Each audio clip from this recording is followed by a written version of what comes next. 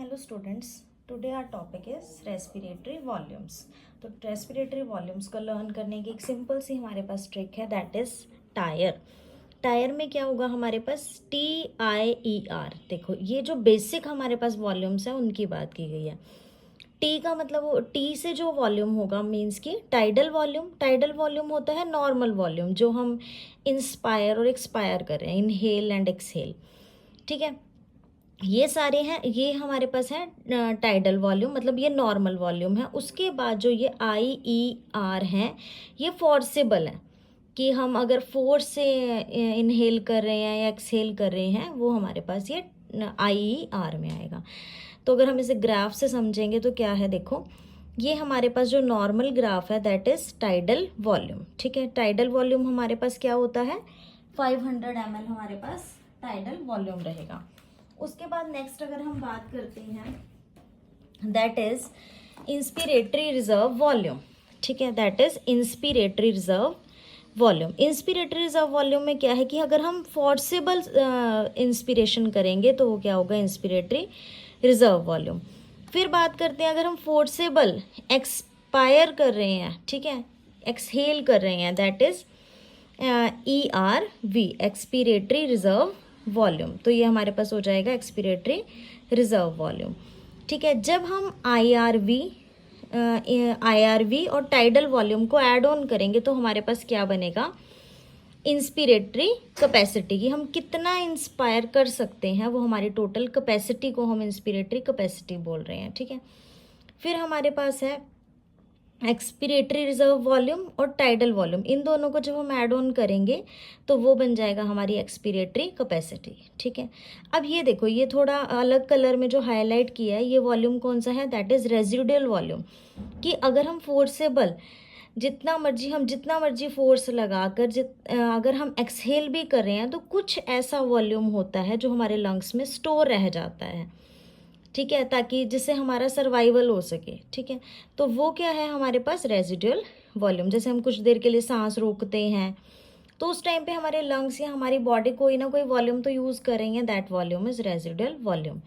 और इन सारे वॉल्यूम्स को अगर हम मिला देते हैं that is total lung capacity. ठीक है, अब इसे लर्न कैसे कर सकते हैं, हमारे पास देखो क्या है, ये है टाइडल वॉल्यूम और ये है IRV और ERV. ये बेसिक वॉल्यूम्स हैं, यहाँ भी हमने डिस्कस किया टाइडल, IRV और ERV. ठीक है, रेजिडुअल को छोड़ के.